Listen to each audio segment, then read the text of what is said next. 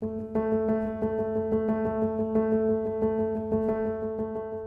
February of 1916, the German army, under the command of General Falkenhayn, launched an attack on the fortress city of Verdun called Operation Judgment. And within the first week, the largest and most formidable fort in that network of fortifications around Verdun, Fort Douaumont, had fallen to the Germans. And I guess you could say that next on the menu was this fort right here. This is Fort Vaux. It sets off to the east and overlooks the flat plain to the east of this high ground. Now, initially, this fort was ordered to be evacuated, but when Philippe Pétain, who was more of a defensive-minded general, when he took command of French forces here around Verdun, he ordered that this place be fortified even further. And what was going to happen to the men who were here at Fort Vaux would push the limits of human endurance.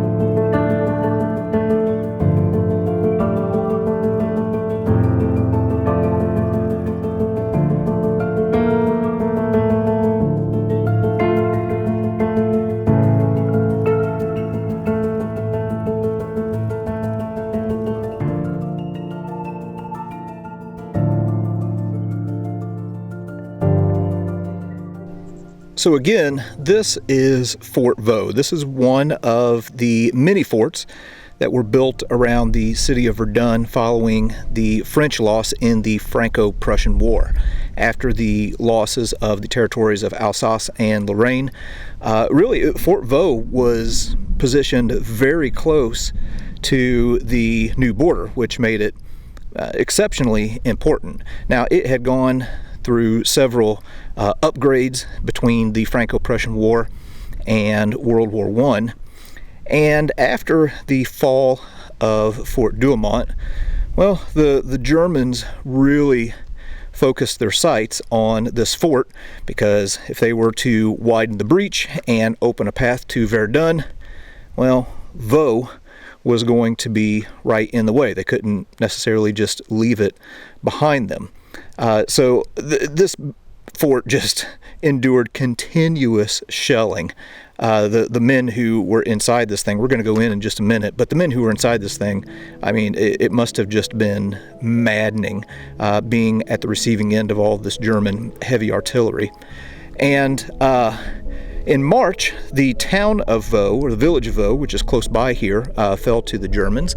But it was a slow inching forward that finally led them to this place on the 1st of June, 1916.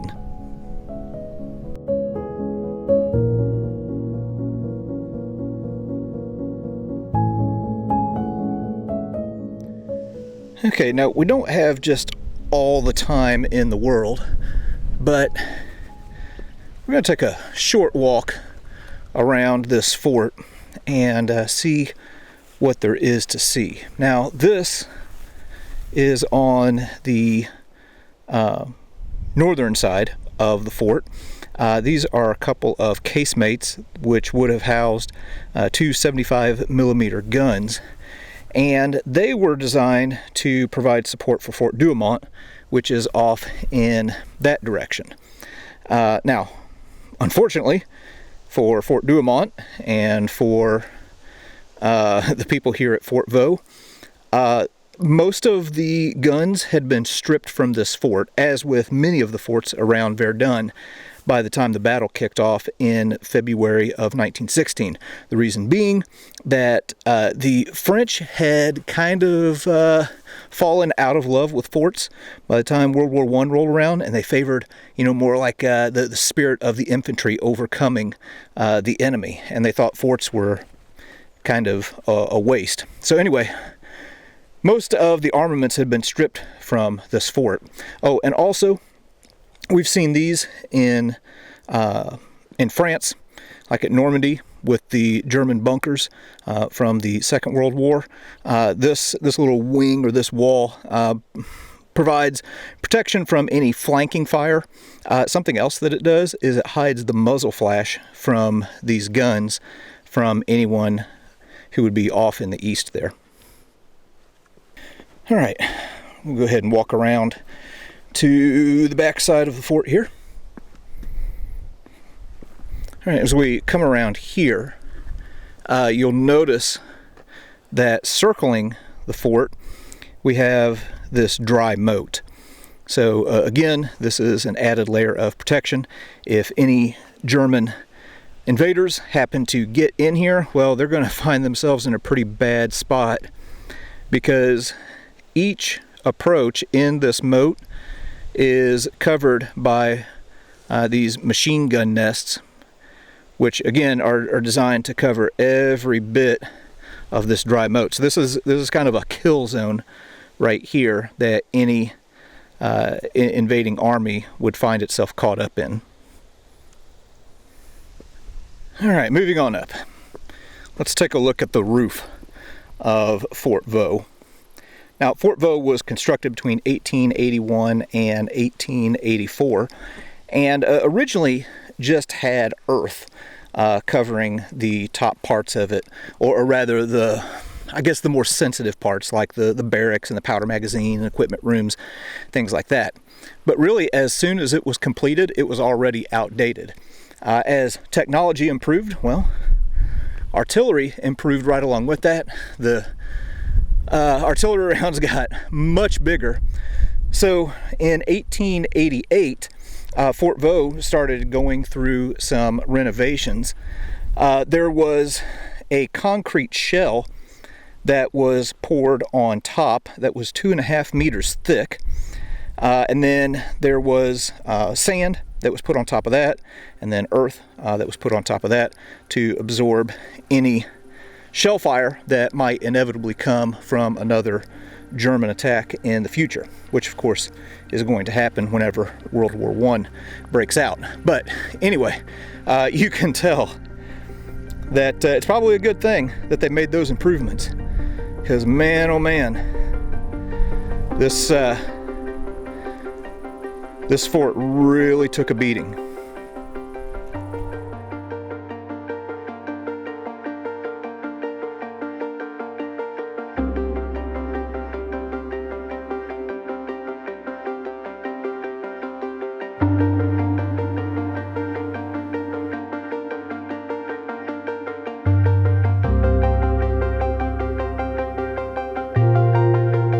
All right, coming around now to the front of Fort Vaux, and you can see this casemate here that held a 75mm gun. So the front kind of faces like kind of northeast. Fort Douaumont is off to our northwest, and here you can see like a whole bunch of wreckage lying about here. Well, as the Germans were approaching Fort Vaux, the French ended up kind of like booby-trapping this area in case they started to take the fort, and they placed like hundreds of kilograms of explosives underneath this. Well, one of the German heavy artillery rounds hit it, the 420mm, which is like the Big Bertha or the Fat Boy of the German artillery, and detonated all of those explosives and just blew this area all to heck. And then they ended up having to stay here and defend Fort Vaux anyway.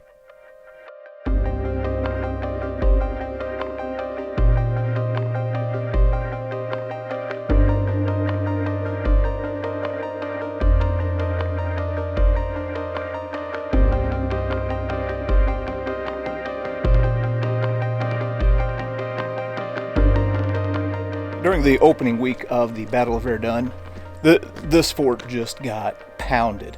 I think on February 26th, there were something like 129 of the super heavy German shells that landed on this fort. Did a lot of damage. But the fort managed to hold from the 21st of February when the battle opens up all the way to the beginning of June. These guys hold out. But as the month of June rolled around, well, they found themselves surrounded here. So we're going to go inside and talk about what happened during that first week of June of 1916 right here at Fort Vaux.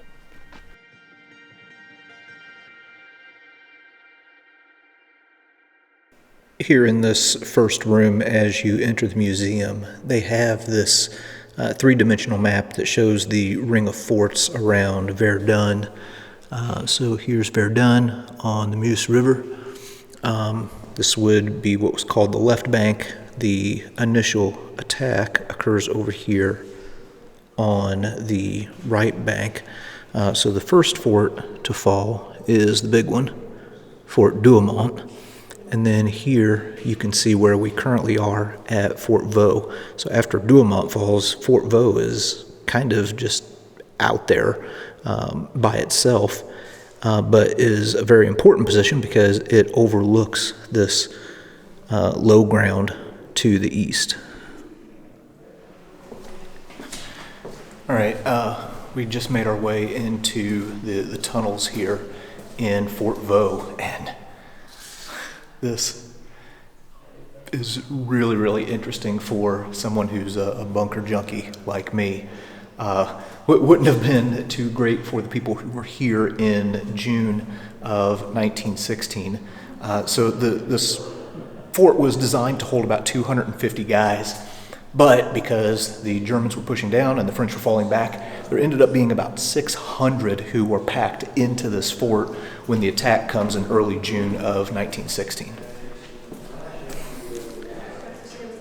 All right, so take a look at this. This is a casemate that has basically been reconstructed in a way to show the bunks that the men here at Fort Vaux would have been sleeping on. So it's kind of like a double bunk bed, so you would have had two below and two above.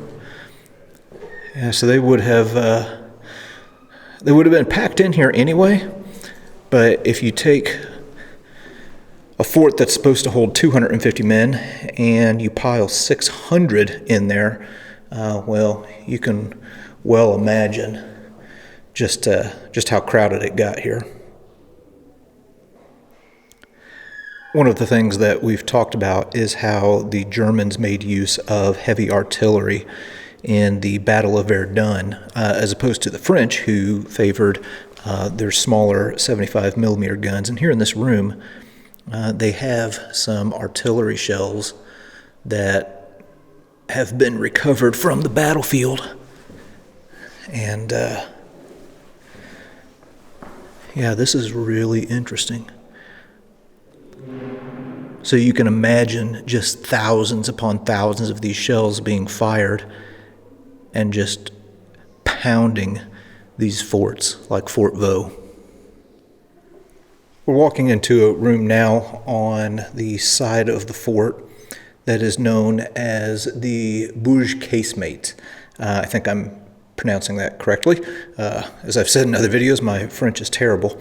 But these casemates right here, here's one, and there's another over here, were designed to hold two 75 millimeter guns that were supposed to cover Fort Douaumont. Now, unfortunately for the guys at Fort Vaux and also the men at Fort Douaumont, when the attack kicked off in February of 1916, there were no guns here to help cover their flanks because they had been stripped down and sent to the front in other places. But anyway, this is where the guns were supposed to be. All right, continuing to walk down the tunnel here. Now, the man who is in command of Fort Vaux during the attack was this man right here. His name is Major Renault, and he had come in on May 24th, so just before the Germans unleashed their fury here at the fort. And this right here is showing his office. So here, I think that says something about the commandant's office or poste de commandant. But anyway, yeah, here's the office of the man who was in charge here at Fort Vaux. All right, continuing on down this corridor. Now, we're going to go down here in just a moment because there are some pretty crazy things that happen down in this direction. But first, I wanted to show the first aid post here at Fort Vaux. Now, these poor guys who had to operate in here were just simply overwhelmed. Keep in mind, they're not just taking care of the men who were posted here, but these hundreds of soldiers who are pouring into the fort to take refuge here.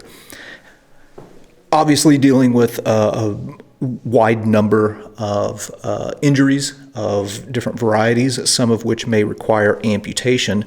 And while the fort is under bombardment, well, you can't really go outside to get rid of the severed limbs, so they ended up having to pile them towards the front of the fort.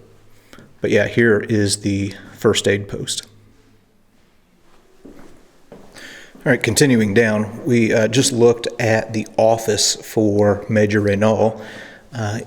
This room right here served as the living quarters for Major Renault. And as you can see, it's pretty small, really just not a lot to it, but at least it's a room that he has to himself. And being that Renault is really the most important man here, it's vital that he be close to his communication network. So if we move in here, well, this is the communications room. This is where the telephone and telegraph system would have operated from, so he could send and receive messages from this room, unless the lines have been blown apart and cut on the outside. So Fort Vaux, in addition to being isolated, as far as defense, the outside infantry couldn't get to them. They're also isolated as far as information. They can't get information in, and they can't get information out. Now, there actually was one other form of communication that Fort Vaux had with the outside world, and that was by pigeon. So right here next to the communication center, well, this is the pigeon house. And there's a story that's connected with Fort Vaux that's pretty famous, of a pigeon that was named Valiant that was sent out, I think, on the 4th of June. So Renault was getting pretty desperate and sent a message via this pigeon that said, "We are still holding out, but are being subjected to highly dangerous gas and smoke attack. We must be extricated as a matter of urgency. Give us line of sight communication from Souville immediately. It is no longer answering our calls for assistance. This is my last pigeon." So that pigeon would go out and would make it to its destination and deliver the message, but had been subjected to gas and smoke along the way, and I guess you could say was mortally wounded and ended up dying. And Valiant, for his efforts, received a posthumous award for bravery.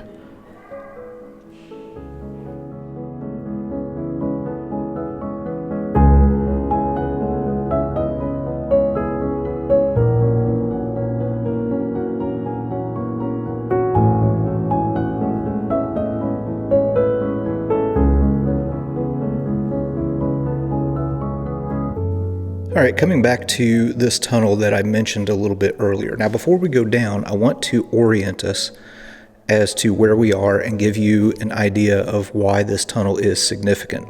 Okay, so here on the fort, this is north. You can see on that green dot, that is where we currently are. And then this tunnel right here is this tunnel that we're getting ready to walk into. And up here on the northeast corner, well, there is a coffer that the Germans got access to which was going to give them access to the interior of the fort. And there was going to be some vicious fighting that was going to take place in this corridor.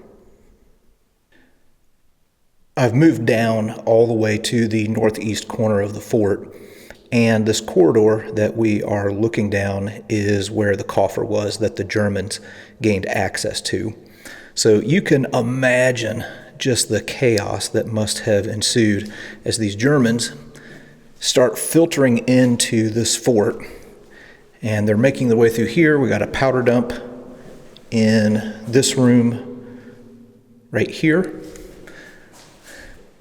Winding around. If we come over here, we have sanitation facilities inside the fort.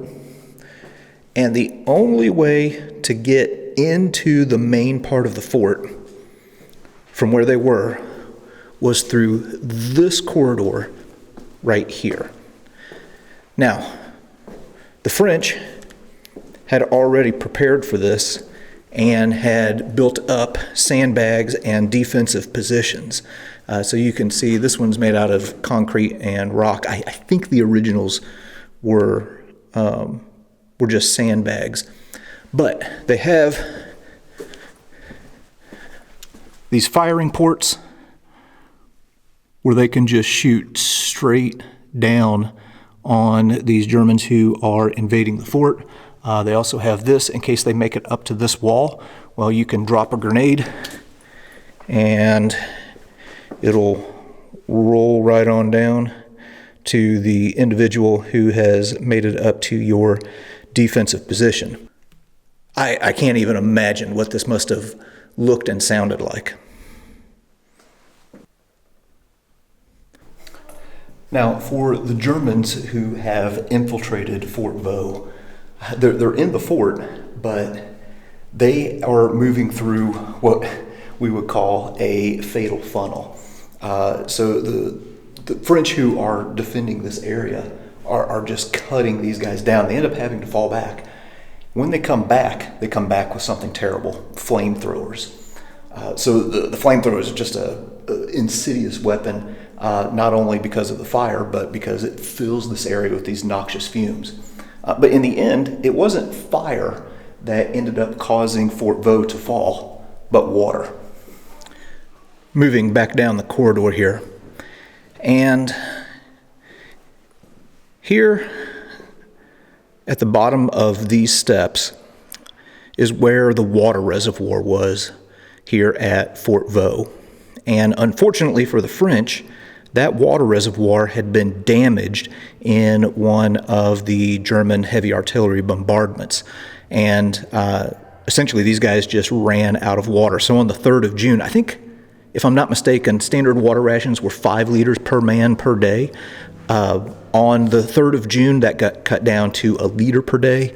On the 4th of June, they cut it back to half a liter per day. So just think about that. All day long fighting, and you can only have a half a liter of water. And then after that, it got down to nothing at all. If you'll notice, you can see some moisture on the floor and on the walls here. Men resorted to just licking slime off the walls. There were accounts of men drinking their own urine. But you can do a lot under some pretty terrible circumstances. But you can't go long without water. And that's eventually what's going to cause the men here inside Fort Vaux to capitulate.